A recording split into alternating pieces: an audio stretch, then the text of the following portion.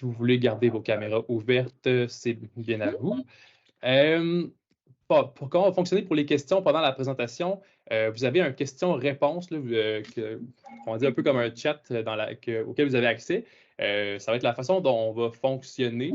Si vous avez des questions en cours de route, à la fin, s'il reste du temps sur notre heure, je vais pouvoir peut-être prendre des questions plus de vive voix. Si vos questions sont liées spécifiquement à votre projet, ma collègue Claudine va mettre notre adresse courriel là, dans le question-réponse dès que possible pour que vous puissiez nous adresser directement à la suite de la présentation.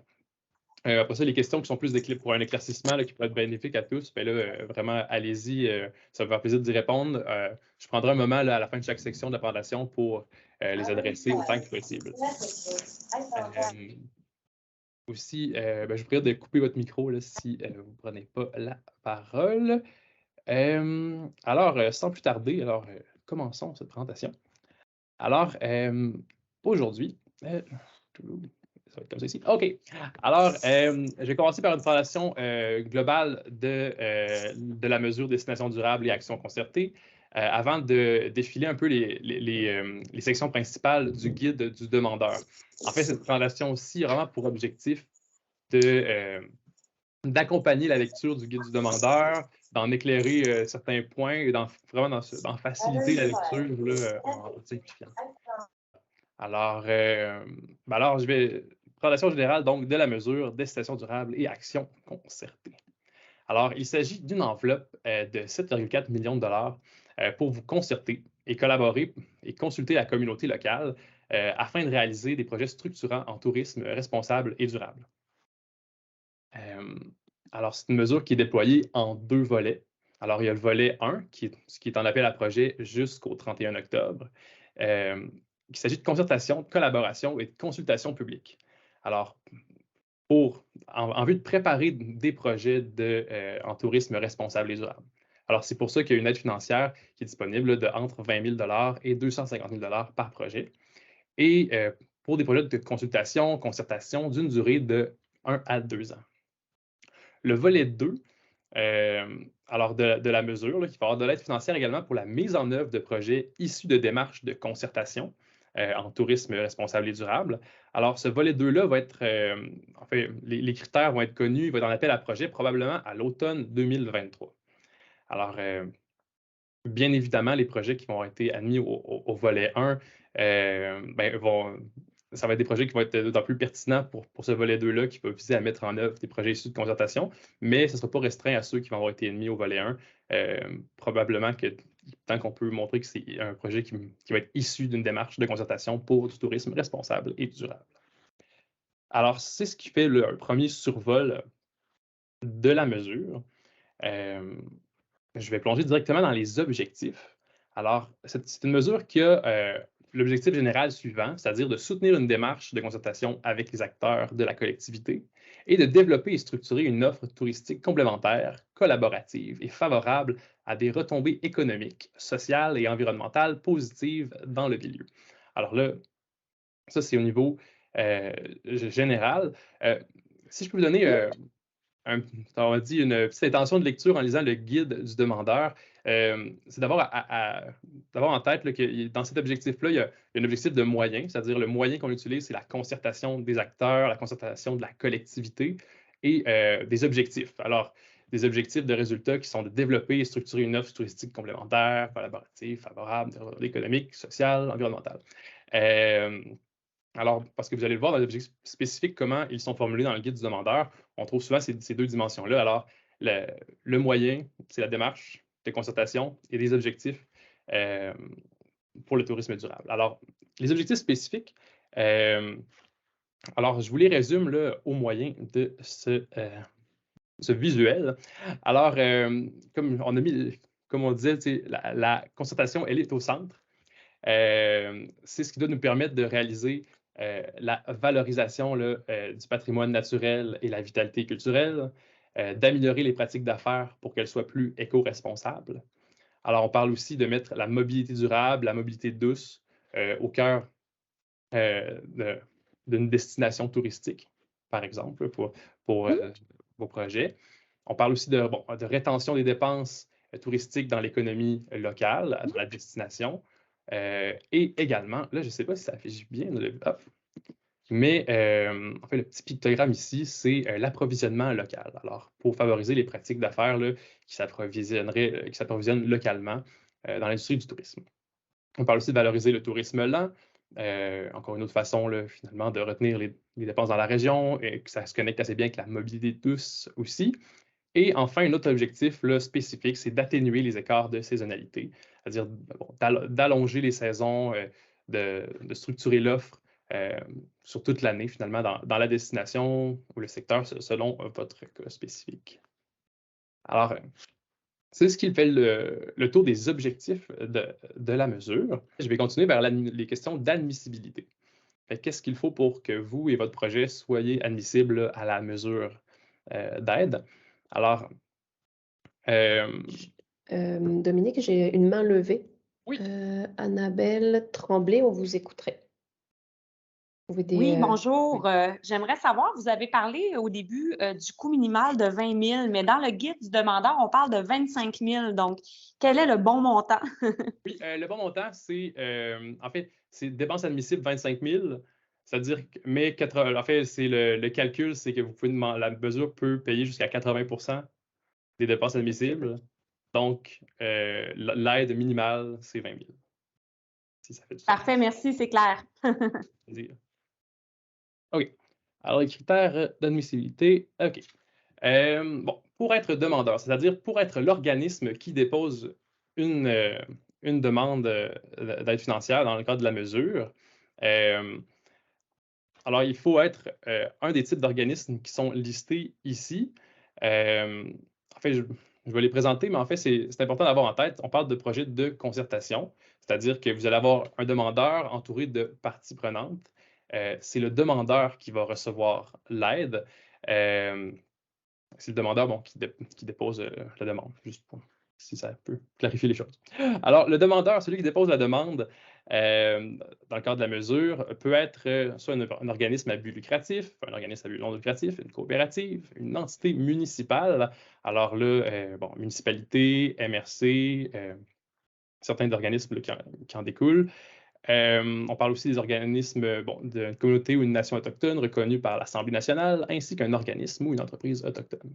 On dit aussi tout regroupement de ces clientèles. J'ai mis un petit astérix, c'est-à-dire que c'est très possible d'être un regroupement de ces clientèles.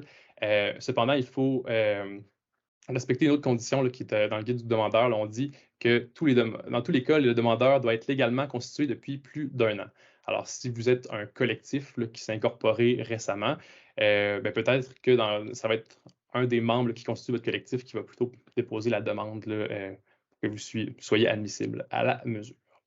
On dit aussi que l'organisme doit avoir son siège social au Québec et que les organisations, en fait, toutes les organisations doivent être immatriculées au registre des entreprises du Québec, sauf si vous êtes évidemment une municipalité ou une communauté ou une nation autochtone.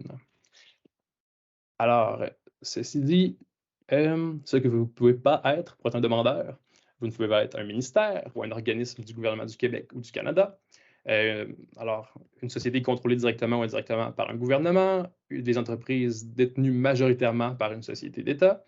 Vous ne pouvez pas non plus être une entreprise sous la protection de la loi sur les arrangements avec des créanciers, des compagnies, ou de la loi sur les faillites et l'insolvabilité. Alors, on dit aussi, d'autres catégories de demandeurs qui ne sont pas admissibles. On parle de ceux qui sont au registre d'entreprises non admissibles au contrat public, des entreprises de services financiers ou des entreprises qui, dans les 2 dernières années, auraient fait défaut de respecter leurs obligations après avoir bénéficié d'aide financière du MTO ou du MELCC, ministère du Tourisme ou ministère de l'Environnement et de la lutte au changement climatique. Alors, c'est donc bon. Et aussi, les autres critères d'admissibilité du demandeur, ça relève plutôt de la procédure de la mesure en tant que telle, c'est-à-dire on demande que le demandeur fournisse l'ensemble des documents exigés lors de la période prévue pour le dépôt. On dit aussi, fournir une confirmation qu'il dispose des sommes nécessaires et ou les prérequis pour assurer la contrepartie du montage financier du projet. Et enfin, d'accepter de documenter la démarche de concertation et permettre la diffusion de toute information pertinente dans un objectif de transférabilité. Je l'ai mis en gras ici parce que c'est un aspect vraiment intéressant de la mesure, c'est-à-dire ça vise à supporter des projets de concertation qui vont être novateurs dans leur destination, novateurs pour leur secteur. Alors, ça va être important, en fait, que ces démarches-là soient documentées, soient communiquées pour en faire bénéficier le plus grand nombre, là, évidemment, là, si vous développez des choses géniales. Alors, les projets qui sont non admissibles. Alors, essentiellement, les projets non admissibles, il y a ceux qui relèvent davantage du volet 2, comme je le disais, qui va être probablement à l'automne 2023. Alors, c'est les projets qui sont de mise en œuvre concrète d'action en tourisme durable. Alors, tout ce qui est construction, acquisition, remplacement d'équipements, etc. Alors, c'est non admissible. On dit aussi... Oui. Sophie aurait une question. Une participante aurait une question. Sophie, on vous écoute. Oui, merci beaucoup. Est-ce que vous pouvez revenir à la diapositive précédente, s'il vous plaît? Oui. L'autre devant. C'est inscrit « Fournir une confirmation qu'on dispose des sommes nécessaires ou des prérequis pour assurer la contrepartie du montage financier du projet ». Par contrepartie, est-ce que vous faites référence aux 10 % qu'on doit débourser? Oui? OK. Oui, absolument. Je vais en parler là, dans quelques diapos plus spécifiquement. Si vous avez des questions après à ce moment-là, ça me fait plaisir de d'éclaircir davantage. Génial, merci. Bien. OK. Alors, OK. Il y aurait une autre question de Nathalie Saint-Jacques, Dominique. Oui, bonjour. Je veux juste savoir qu'est-ce qui tombe exactement dans la catégorie OBL, organisme à but lucratif versus but non lucratif, mais ça couvre quoi? Les entreprises. C'est ça, donc. Oui, les entreprises. Parfait, merci. Bienvenue. Est-ce qu'il y a d'autres questions? Alors, je me replonge. Alors, OK, ça marche. Alors, ce qui restait donc à dire par rapport aux projets qui sont non admissibles, c'est entre autres ceux qui ont une démarche, là, tout l'objectif de la démarche est simplement d'ajouter une offre, notamment en termes d'établissement d'hébergement touristique général. Bon, on dit du genre gîte touristique, du genre résidence de tourisme, de terrain de golf, de quai, de commerce de détail, de bureau d'information touristique ou de restauration. Il y a une exception là, au guide du demandeur là, par rapport à la restauration. Si vous vous concertez, par exemple, pour un projet de restauration qui mettrait en valeur les produits locaux, d'une certaine façon, il y aurait des projets admissibles dans un contexte comme ça. Enfin, les projets non admissibles, c'est ceux qui sont liés au jeu du hasard, à la vente, à la consommation d'alcool, de cannabis et qui sont réalisés avant la date de dépôt de la demande d'aide financière. Alors, c'est pour ce qui est de l'admissibilité des projets. En bref, les projets admissibles au volet 1 sont ceux qui s'accordent avec les objectifs généraux et spécifiques de la mesure. Alors, à ce niveau-là, les objectifs généraux et spécifiques, on pourrait les résumer à si votre projet structure le tourisme responsable et durable au sein d'une destination ou d'un secteur de l'industrie touristique, il pourrait être admissible. Et aussi, s'il concerne une démarche de concertation, de collaboration ou de consultation publique. Alors, c'est ce qui résume l'admissibilité. Alors, l'aide financière, alors c'est là qu'on en vient aux modalités là, de l'aide financière plus spécifique. On dit que le projet doit présenter des dépenses admissibles d'au moins 25 000 $. Le montant maximal d'aide financière pouvant être accordé pour un projet est de 250 000 $ et il ne peut excéder 80 % des dépenses réelles admissibles. Et un organisme ne peut recevoir d'aide financière pour plus d'un projet dans le volet 1. Alors, schématiquement, on dit, ici mon pointeur, alors 80 % maximum provenant de la mesure destination durable et action concertée, 10 % minimum provenant du demandeur, dont 5 % minimum en argent, et la balance provenant de sources diverses. Alors, on dit que ça peut être du demandeur lui-même en argent, en biens et services, ou bien des parties prenantes en argent ou en biens et services. On dit aussi contribution publique je mettrai un petit bémol, c'est-à-dire que la contribution des gouvernements ne doit pas totaliser plus que 80%. Alors, si vous avez des contributions publiques, forcément, ben, vous allez demander moins de 80% de la mesure, versa. Voilà. Alors, là-dessus, en fait, je vais prendre les dépenses admissibles. Ouais, je vais finir ces sections-là. Ensuite, il va sûrement y avoir des questions. Alors, au niveau des dépenses qui sont admissibles dans le cadre de la mesure d'aide, on parle de la rémunération. En fait, généralement, tout ce qui est énuméré là doit être en lien direct, bien sûr, avec le projet de concertation. En fait, l'étape de concertation de votre projet, pour être plus exact, qui cadre dans le volet 1. Alors, on parle de la rémunération du personnel régulier de l'organisme demandeur. On parle aussi des honoraires professionnels pour une tâche ou un service particulier. Le tout vraiment, bien sûr, en lien avec le projet de concertation, les contributions en biens et services associés au développement du projet, les frais de transport, de repas, d'hébergement à l'intérieur du Québec. Ces 2 points-là, il y a des astérix, c'est-à-dire qu'il y a certaines modalités là, dans lesquelles c'est des dépenses admissibles qui sont très bien détaillées dans le guide du demandeur. Si vous voulez que je les explique, je peux le faire, mais c'est vraiment plus technique. Les dépenses associées aux activités de communication, notamment la diffusion et l'application des résultats du projet. Et enfin, les frais d'administration jusqu'à concurrence de 7,5% de la subvention accordée. Alors, ce sont des dépenses admissibles. Et pour ce qui est des dépenses non admissibles, bien évidemment, tout ce qui est lié aux activités courantes de l'organisme, tout ce qui n'est pas lié au projet, les frais engagés avant la date de dépôt du projet et après la date de fin du projet. Ensuite, les dépenses d'immobilisation, par exemple, les frais relatifs à l'aménagement d'infrastructures, d'acquisition d'équipements, en fait, toutes des choses qui ne devraient pas être au volet 1 de toute façon. Les frais liés à la compensation des gaz à effet de serre. Et ensuite, il y a aussi là, la portion des taxes pour laquelle le bénéficiaire de l'aide financière a droit à un crédit de taxes sur les intrants et un remboursement de taxes sur les intrants, à un remboursement, à une exemption ou à une exonération de la TPS ou de la TVQ. Alors, ce n'est pas admissible. Alors, c'est ce qui fait là, le grand portrait là, donc des conditions là, de l'aide financière et ses modalités. Est-ce qu'à ce niveau-là, il y a des gens qui sont présents qui voudraient des éclaircissements? On a une première personne. Sophie, on vous écoute. Oui, c'est encore moi. Est-ce que vous pouvez revenir encore une fois au schéma? Oui.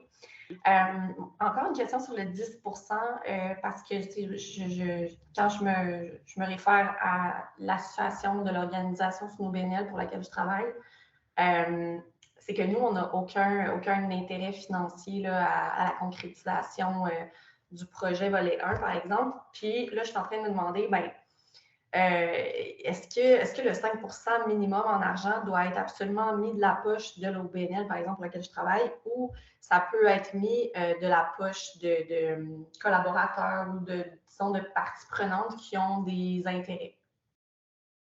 Alors, vraiment, le 5% minimum en argent, c'est une composante de ce qui est comme la contribution minimale, la mise de fonds minimale qu'on demande du demandeur. Alors vraiment, si vous êtes l'organisme, bref, qui applique pour la mesure d'aide, vous devez avoir le 5% minimum en argent. Il faut absolument que ce soit déboursé de notre poche. On ne peut pas aller demander des subventions pour ça. Non. OK. Intéressant. J'ajouterais un bémol, c'est que si ce sont des contributions privées, ça peut être une entreprise, une entreprise qui vous fait, comment je vous dirais, qui vous aide, mais il faudrait que ce soit déjà acquis. Si vous voulez, ça peut pas s'ajouter en cours de projet. C'est parce qu'on comprend que ce 5%. Pardon? Au moment du dépôt du projet, il faut que cet argent-là soit déjà scellé, puis qu'il y ait déjà un contrat de conclu avec une tierce partie qui est prête à mettre ce 5%-là à notre nom. Oui, parce qu'il faut que ça vienne de vous. Il faut que ce soit écrit aussi dans la conclusion du projet, là, dans vos états financiers. Donc, c'est dans la vérification. Donc, c'est sûr qu'il faut que ce soit déjà ce soit déjà à vous. Donc, c'est sûr, peut-être, c'est un petit peu ça la nuance là, que j'apporterais. C'est bon, c'est clair, merci. Je vois qu'on a une autre question aussi de Gabrielle. Oui, bonjour. En fait, moi, c'est plus sur la nature de ce qu'on entend par collaboration, concertation. Est-ce que la composition des collaborateurs, il y a un certain nombre d'organisations minimales à respecter? Est-ce que ça peut être des entreprises de différentes régions qui travaillent sur un enjeu commun? Est-ce qu'il y a des paramètres là, à connaître? Oui, c'est une excellente question. En fait, la première partie, c'est. Pardonnez-moi. Pouvez-vous répéter juste la première partie de votre question? C'était. Oui, en fait, est-ce qu'il y a une composition des collaborateurs qui doit être respectée? Oui, en fait, on demande 3 lettres d'appui, en fait, 3 parties prenantes pour commencer le projet, c'est-à-dire le demandeur et 3 parties prenantes. C'est-à-dire, en tout, on parle de 4 organismes qui vont former le comité de projet initial, qui vont s'engager là, dans la démarche du projet là, de collaboration, concertation. Là, ça peut prendre des formes diverses, ça, c'est sûr. Mais bon, il faut qu'on parle de minimum 4 entités là, autour de la table quand on commence le projet, incluant le demandeur. Bon, bien sûr, peut-être qu'il y a certaines régions spécifiques où ça peut être très difficile d'arriver à ce chiffre-là. Ça pourrait s'expliquer, mais pour déposer là, ce qu'on demande, donc avoir 3 autres parties prenantes là, autour de la table. Pour ce qui était de la partie là, de ce que ça peut être dans différentes régions, alors en fait, je ne vois pas de restrictions dans le sens que le projet, bon, la mesure est vraiment vue pour aider à structurer le tourisme dans une destination ou dans un secteur de l'industrie. Alors si, dans votre cas, je ne sais pas comment ça s'applique, mais Sectoriel. Sectoriel, OK. Bon, ben, c'est ça. Alors, sectoriel, bon, c'est. Dans ce cas-là, c'est ça. Ça ferait du sens là, de vous concerter à plusieurs acteurs de différents endroits. Alors, la modalité qu'on avait en tête pour le sectoriel, c'est beaucoup peut-être de faire en fait une concertation qui mènerait à peut-être un projet pilote appliqué dans un lieu spécifique. Quelque chose comme ça. Je ne sais pas si c'est clair. Mais oui, bien sûr. Donc, les acteurs, les gens concertés peuvent venir de différentes régions, là, surtout dans votre cas, là, qui serait. C'est ça. Si je peux juste compléter, c'est qu'effectivement, il faut que les parties prenantes du projet soient en lien avec l'objectif de votre projet. Donc, comme disait mon collègue, si c'est sectoriel, on peut comprendre que ce soit dans différentes régions. Si on parle d'un endroit plus précis, plus restreint, là, il faudra expliquer pourquoi les parties prenantes peuvent venir d'ailleurs. C'est à vous de justifier le choix de vos parties prenantes, disons.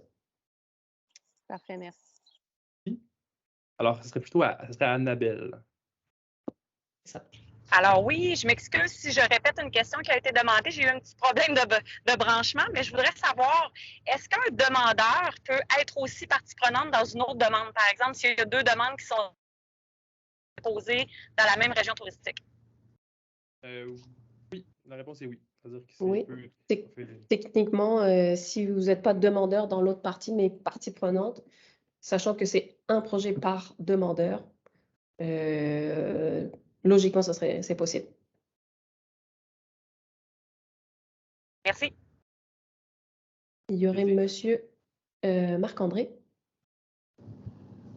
Oui, j'avais une question par rapport aux parties prenantes. Est-ce que les parties prenantes doivent nécessairement être d'autres entreprises touristiques ou, par exemple, ça pourrait être des commerçants ou des gens de la communauté qui bénéficient de la part des touristes qui viennent, mais qui ne sont pas eux-mêmes des entreprises purement touristiques? Ah ben, ça pourrait être absolument là, ces acteurs-là que vous venez de nommer. En fait, même que on voit une certaine valeur ajoutée là, à l'inclusion de la communauté et à la diversité des parties prenantes là, en fait, en représenter les différents segments du public cible de votre projet, entre autres. Là. Si vous avez un projet qui touche une communauté, ben, évidemment, là, ça a une valeur ajoutée d'impliquer les gens de la communauté sous différentes formes. Là, de la façon qui fait du sens pour votre projet. OK, merci. Bienvenue. OK, un petit point sur les accompagnements. Alors, cette mesure ne vient pas seulement avec un montant d'aide, avec de l'aide financière, elle vient aussi avec un appui du FAQDD. Alors, comme je le disais un peu en introduction, on a une certaine expertise là, accumulée au fil des dernières années dans l'accompagnement de projets en développement durable dans différents secteurs. Alors, comme partie intégrante là, de la mesure d'aide, il y a un accompagnement qui est offert, en fait, qui est adapté aux besoins de chaque projet. Alors, quelle forme que ça peut prendre, ça? Alors, je vous donne, en fait, ceci là, vraiment à valeur d'exemple. Mais, par exemple, si votre projet, en fait, on s'adapte vraiment aux forces de votre projet. Si vous avez des forces, là, par exemple, dans la gestion de projet, dans l'organisation de vos comités, ce ne sera peut-être pas là que l'accompagnement va se faire, mais pour certains projets, ça pourrait être pertinent. On pourrait vous accompagner avec l'analyse de vos parties prenantes, aussi de la mise en place d'une structure opérationnelle du comité. On peut aussi faciliter l'animation de démarches enjeux-solutions, par exemple d'ateliers de co-création, de séances d'information sur les pratiques éco-responsables ou d'ateliers forces, faiblesses, menaces et opportunités.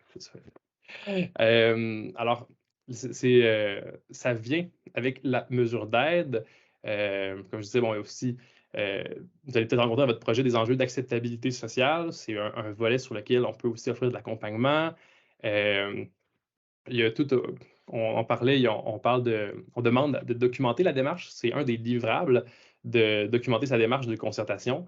Alors, on peut aussi offrir de l'accompagnement sur comment documenter une démarche, là, comment intégrer carrément la culture évaluative dans votre projet. Ou enfin, on peut même donner un support, là, un certain coaching sur la communication, là, si vous avez des enjeux plutôt à mettre en valeur votre projet. Alors, ça, c'est pour le volet accompagnement. S'il n'y a pas de main levée, je vais poursuivre. Vers l'analyse, en fait, alors, une présentation de comment les dossiers là, seront analysés. Alors là, c'est extrait là, donc, de la section 8 du guide du demandeur. Alors, c'est certain qu'on prend en compte, en fait, bon, dans des proportions différentes, c'est vrai que le cœur de la demande, c'est bien sûr la solution que vous proposez à une problématique et ensuite les garanties que, en tant que demandeur, là, vous offrez pour réaliser ce projet-là. Mais alors, au moment de l'analyse, on prend en compte comment vous présentez votre problématique. Alors, c'est quoi son ampleur et comment elle est en adéquation avec le tourisme responsable et durable et la lutte contre les changements climatiques. Alors, et à partir de là, on va voir aussi votre solution, comment elle est en adéquation, l'adéquation du projet avec les objectifs de la mesure de soutien. Alors, comme je le disais, au moment là, de parler de l'admissibilité, c'est un critère là, archi important là, de l'adéquation de votre projet avec les objectifs de la mesure. On considère aussi la qualité du projet, la clarté des objectifs poursuivis, en fait surtout la façon là, dont elle répond à votre problématique de départ. On considère le caractère structurant du projet. Alors, comment votre projet va structurer le tourisme durable et responsable dans votre destination, dans votre secteur. On considère l'aspect novateur, j'en ai glissé un mot également. On considère la pertinence du projet et sa cohérence avec les principes du développement durable. Alors, il y a 16 principes du développement durable. Là, au moment de compléter la demande, vous allez voir la liste, vous allez pouvoir faire les liens là, qui s'imposent. On parle de l'appui du milieu et des parties prenantes du projet, là, bien sûr, l'envergure des résultats attendus et des retombées positives attendues, la complémentarité avec des activités existantes ou des projets en cours. Alors ça, c'est tous des éléments qu'on prend en compte là, quand on analyse votre projet, la solution que vous allez proposer. Et enfin, on analyse, on prend en compte aussi, en tant que demandeur, les garanties que vous offrez de mener à bien le projet. Alors, on parle de votre expertise, de la compétence, de l'expérience que vous pouvez avoir, vous et vos partenaires. On parle aussi là, du calendrier de travail qui est une des choses qui doit être remis avec la demande, réalisme du budget, capacité financière du demandeur, confirmation du montage financier, etc. En fait, j'ajouterais enfin qu'une attention est portée au potentiel de réduction des émissions de gaz à effet de serre et l'adaptation au changement climatique associé à la mise en œuvre des activités et aménagements qui pourront être réalisés à la suite du projet. Alors c'est ça, ce critère-là prend un peu en compte qu'est-ce que vous avez déjà comme vision pour votre mise en œuvre, comment vous voyez que ça pourrait réduire les GES ou bien prévoir des adaptations au changement climatique. Alors, c'est comme ça que l'on procède à l'analyse des dossiers. Ouais. Alors, je passerai à la procédure de dépôt de projet. Il y avait une question, Dominique, de Marc-André. On vous écoute. Oui, mais vous l'avez mentionné un peu à la fin. Dans les critères, c'est écrit vraiment lutte au changement climatique, mais vous avez fini votre phrase avec lutte et adaptation au changement climatique. Oui. À quel point il y a une nuance entre les deux, parce que c'est pas du tout la même chose là, au niveau de l'approche. Non, absolument. En fait, c'est-à-dire que le projet, là, en fait, qui est financé, là, entre autres, par le ministère là, de l'Environnement et de la lutte au changement climatique, a à cœur ces deux aspects-là, la réduction des gaz à effet de serre et aussi l'adaptation des destinations au changement climatique. Alors, si votre projet s'attaque à un ou à l'autre de ces aspects-là, ce serait important de le préciser lequel et comment. Parce que c'est définitivement des choses là, qui sont visées là, parmi les objectifs spécifiques de la mesure. Est-ce que ça répondait à la question ou Oui, c'est parfait. Mais dans notre cas, je pense que c'est plus de l'adaptation. C'est des activités hivernales avec l'impact des réchauffements, augmentation de la quantité de précipitations sous format liquide en hiver, entre autres. Là. Donc, nous, c'est vraiment on était plus dans l'adaptation, peut-être que, oui, il va y avoir la lutte, mais on était plus adaptation dans notre cas. C'est parfait. Ça fonctionne? Pas d'autres questions, Dominique, pour ce point visiblement. OK. Poser une demande. En fait, la place pour commencer, la plupart d'entre vous ont probablement passé par cette page-là. C'est la page sur notre site web où on présente la demande. C'est dans nos programmes. La mesure, c'est dans nos programmes. Destination durable et action concertée. Alors, si on retrouve la présentation, le guide du demandeur et en fait, tout au bas, là, vous avez déposé les étapes à suivre pour déposer une demande. Alors, la première chose qu'on recommande pour déposer une demande, c'est de télécharger la trousse de dépôt du projet. Alors, la trousse de dépôt du projet, ça ressemble à ça ici, quand vous l'avez téléchargé. Ça comprend une copie du guide du demandeur, des modèles de lettres de confirmation de financement, lettres de soutien, lettres des parties prenantes, une présentation du formulaire. Alors ça, je vais revenir là-dessus.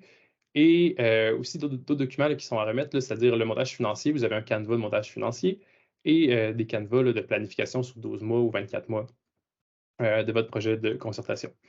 Alors, la présentation du formulaire, le formulaire en tant que tel, c'est l'étape numéro 2 qui est ici. Alors, en cliquant sur le lien, ça vous mène directement dans le formulaire. Alors, voici le formulaire. Alors, le formulaire, il passe à travers les différentes questions, les différents points que je vous ai présentés, là, que nous évaluons lors de l'analyse des demandes. Malheureusement, il est impossible de sauvegarder le formulaire en cours de complétion. Alors, c'est-à-dire que si vous avez terminé seulement la moitié du formulaire et que là, vous n'êtes pas prêt à l'envoyer, il ne peut pas sauvegarder la progression. Alors ça, on en est excessivement désolé. Et c'est pourquoi, donc, dans la trousse, on inclut une présentation du formulaire. Alors, cette présentation-là vous permet d'avoir devant les yeux les différentes sections, les différentes choses à compléter dans le formulaire, de pouvoir travailler dans un logiciel de traitement de texte et ensuite, surtout pour les sections qui demandent plus de développement, et ensuite de venir les ajouter dans le formulaire directement. Alors, ça, c'est pour ça. Ensuite, pour les autres étapes de la procédure de dépôt, alors on dit d'envoyer les annexes demandées au FAQDD à l'adresse destination durable commercial faqdd.qc.ca. Alors, ça, les annexes, ça doit inclure donc le budget du projet.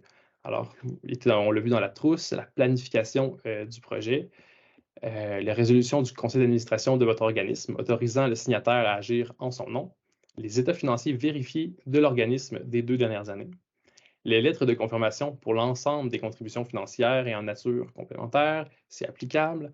Alors, ça aussi, c'est dans la trousse. Les lettres d'intérêt des parties prenantes concernées par le projet et les lettres de soutien démontrant que le projet bénéficie de l'appui de la communauté. on se dit aussi tout autre document pertinent et utile à la compréhension du projet, études de marché, plan, etc. C'est bienvenu aussi, là, ça nous aide à bien comprendre votre projet. Enfin, le FAQDD est en charge d'analyser les demandes soumises et l'analyste assigné à votre projet prendra directement contact avec vous si des informations complémentaires sont apportées ou pour vous indiquer la décision du comité de sélection. Alors, c'est ce qui fait le tour de la démarche de dépôt. Est-ce que je peux ajouter quelque chose, Dominique? Absolument. Je veux juste repréciser, tu l'as dit, mais je veux juste repréciser, confirmer qu'il y a 2 étapes. On a voulu simplifier un petit peu les choses avec un formulaire qui nous permettait de compiler les informations. Bon, il y a des limitations à ce formulaire-là, comme le disait Dominique, on ne peut pas enregistrer en cours de route. Et on a aussi fait le choix de ne pas vous permettre de télécharger, de téléverser des documents dans ce formulaire parce qu'il fallait la contrepartie de tout ça, ou du moins le revers de ça, c'était une organisation, une utilisation du logiciel qui n'était pas possible au moment du lancement.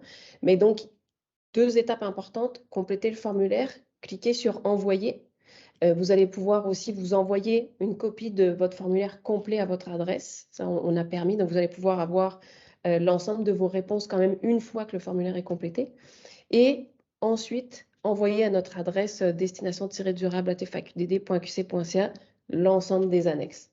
Donc, l'un et l'autre sont demandés pour pouvoir considérer votre demande comme complète. S'il nous manque un morceau, soit le formulaire, soit le courriel, malheureusement, on ne pourra pas considérer que la demande est complète. Donc, soyez, voilà, on vous informe, on est conscient que ce n'est pas la meilleure stratégie. On aime ça avoir tout à une seule place, mais c'est pour ça que je voulais juste réinsister sur ce point-là. 2 étapes dans le dépôt de votre demande. Merci, Claudine. Alors, je vois qu'il n'y a pas d'autres questions sur les étapes à suivre pour le dépôt de la demande. Alors, c'est ce qui fait le tour de cette présentation. Alors, on dit, la date limite pour le volet 1, je le rappelle, c'est le 31 octobre. Alors, c'est à la fin de ce mois. Jusqu'à minuit. C'est toute la journée du 31 octobre. Et d'ici là, si vous avez des questions, alors là, j'ai mis mes coordonnées, mais je pense que, je ne sais pas si tu avais mis dans les questions-réponses l'adresse générale pour nous rejoindre. Super. Alors, vous pouvez nous téléphoner, nous envoyer un courriel, ça va nous faire plaisir de répondre à des questions qui sont peut-être plus spécifiques à votre projet. Alors, d'ici là, gênez-vous surtout pas. Il y aurait une question de Annabelle. Ouais. Oui, bonjour. J'aimerais savoir quel est le délai pour la réponse de l'aide financière? Ça, c'est une très bonne question. Je ne sais pas si je m'engage aujourd'hui à vous le dire, mais on a des délais quand même assez serrés pour que les projets démarrent au plus vite. Voilà, ça va être ma réponse. Je vais m'arrêter là. Malheureusement, j'aimerais ça qu'on s'engage, pour pouvoir vous dire qu'on s'engage sur un temps de semaine, mais je sais que les aléas, des fois, des analyses de projet peuvent faire en sorte que c'est plus long que prévu. Sachez que on a un calendrier serré pour que ce soit le plus rapidement possible, après le 31 octobre. Alors, je pense que c'est une question de Gabrielle. Oui, Gabrielle. Oui, si on avait déposé un projet au Fonds l'Éco-Leader pour lequel on n'a toujours pas eu de réponse, est-ce qu'on complète une demande pour avoir un parachute ou est-ce qu'on est mieux d'attendre ou quelle est votre recommandation là-dessus? Écoutez, là, l'objectif d'aujourd'hui, ce n'est pas d'aborder le Fonds Éco-Leader. Contactez-nous soit à l'adresse de Dominique que vous avez là dans le présent document. Là, Dominique me fera parvenir vos demandes ou alors par la mesure, par l'adresse courriel de la mesure. Mais je m'excuse, mais je n'aborderai pas le Fonds Éco-Leader ici, qui n'est pas le bon, je pense, le bon canal. Mais écrivez-nous là, ou peut-être que je peux vous envoyer directement mon adresse. Est-ce que je peux vous joindre tout de suite? J'ai pas l'impression. Je vais vous le mettre dans le Q&A, mon adresse courriel, puis écrivez-moi pour que je puisse répondre à votre question spécifique. J'ai pas accès au Q&A. J'ai seulement une bulle conversée. Je suis dans la version navigateur web, là. OK. Est-ce que vous voyez l'adresse de Dominique, d.laberge@commercial.faqdd.qc.ca? Oui. Bon, écrivez à Dominique, puis Dominique me transférera votre question. Je vous en prie. Alors, du coup, j'ai perdu mes questions. Mais il y aurait aussi Marc-André, si je ne me trompe pas. Oui, une question pour un peu en lien avec la date de retour pour les réponses. Est-ce que si, par exemple, on espère avoir un projet cet hiver, si on entame des dépenses après le 31 octobre et le dépôt, si jamais le projet est accepté, est-ce que les dépenses entre, mettons, le 1er novembre et la date de retour seraient admissibles? Les dépenses seront admissibles à partir de la date de dépôt de projet. OK, parfait. Bémol, il faut que je l'ajoute, si votre projet malheureusement est refusé pour X ou Y raison, il n'y aura pas on ne pourra évidemment pas assumer quelconque dépense. Donc c'est un risque que vous prenez. Ça c'est normal. Voilà, oui. C'est ça. Pas de problème. Je le précise. Ouais, en fait, s'il n'y a pas d'autres questions, je pense que je vais plutôt inviter les gens là, à nous contacter directement là, pour leur projet. Comme je disais, on est disponible, là, puis ça va nous faire plaisir d'avoir des éclaircissements. Alors, merci à tout le monde d'avoir été présente aujourd'hui pour cette séance d'information. Au plaisir d'en apprendre plus sur vos projets.